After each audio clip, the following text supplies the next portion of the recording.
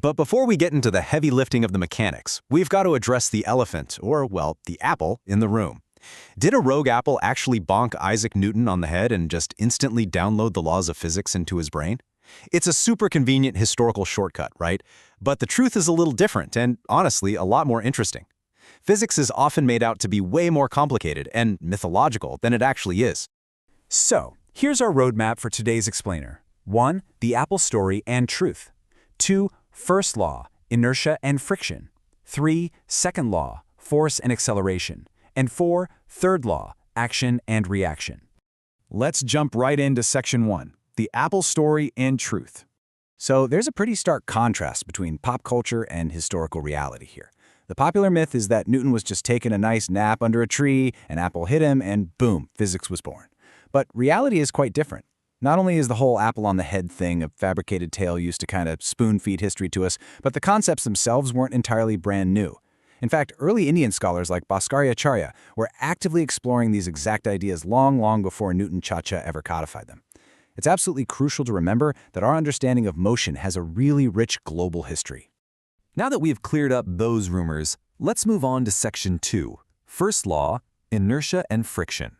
The first law basically states that an object at rest stays at rest, and an object in motion stays in motion, unless acted upon by an external force. To put it simply, objects are fundamentally lazy. They just want to keep doing exactly whatever it is they're already doing. If a book is sitting on your desk, it's not going to suddenly levitate or float away. It stays resting. And theoretically, if something is moving, it should just keep moving forever, completely undisturbed, unless some new force rudely interrupts it and forces it to change its behavior. But hold on, let's think about our actual everyday experience for a second, because this brings up a relatable real-world mystery. If you roll a ball across your living room floor, it doesn't just keep moving forever, does it? It eventually slows down and stops. Doesn't that completely contradict the law we literally just defined? If an object in motion is supposed to stay in motion, why on earth does the ball stop? Well, the answer is friction. It's this invisible force just constantly acting on everything. The ball stops because the surface of the ground is continuously rubbing against it, applying that exact external force the rule mentions. A ball would only roll infinitely if friction was exactly zero. But a zero-friction surface simply doesn't exist in our everyday life, which is why objects eventually stop. So the law absolutely holds perfectly true. It's just that there are invisible forces pulling the strings all around us. Okay, before we move forward, let's look at how this builds into our next concept, momentum. Think of this as the perfect stepping stone to understand the next law. Momentum, which we represent with the letter P, is simply the mass of an object m multiplied by its velocity, v. You can basically think of momentum as how much physical oomph a moving object has. A heavy truck moving really fast, that's a massive amount of momentum. Grasping this simple multiplication is super important for what comes next. Which brings us seamlessly to Section 3, Second Law, Force and Acceleration. Now, you've probably seen the famous equation F equals ma printed everywhere, but where does it actually come from? Let's walk through the math step by step so you can see exactly how it works without feeling overwhelmed. Step 1. Think of force as the change in momentum over time. So force, or F, equals P divided by time. Step 2. Remember that momentum equation from just a minute ago? Let's plug it in. Substitute P with mass times velocity. Now we've got force equals mass times velocity all divided by time.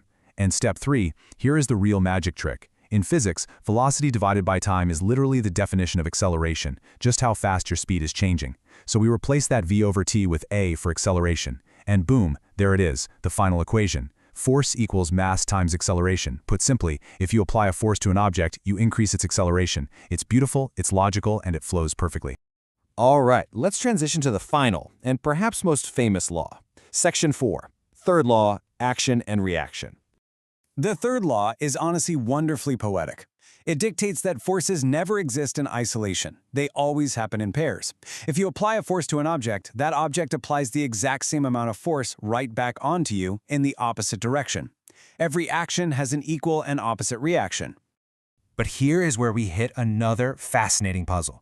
This is the critical question that usually trips people up when they try to picture this law happening in real life. If the forces are exactly the same, if the ball hits your foot with the exact same force that your foot hits the ball, why does a kicked ball fly hundreds of feet away while you just stay standing right there on the grass? Shouldn't you be violently thrown backward? Let's elegantly solve this puzzle using the math we just learned. Walk through this case study with me. Imagine you're the person in that first row. You have a mass of 40 kilograms, and your leg swings with an acceleration of 5 kilometers per hour. Using our trusty F equals ma equation, 40 times 5 gives us 200 newtons of force. You hit the ball with 200 newtons, and according to the third law, the ball hits you back with exactly 200 newtons of force. But look at the second row. The ball only has a tiny mass of 2 kilograms. For that ball to experience that same 200 newtons of force, its acceleration has to be massive. 200 divided by its tiny 2-kilogram mass equals a massive acceleration of 100 kilometers per hour. So both you and the ball experience exactly 200 newtons of force. The forces are absolutely identical. But because your mass of 40 kilograms is so much larger, that 200 newtons barely even moves you, keeping you firmly planted.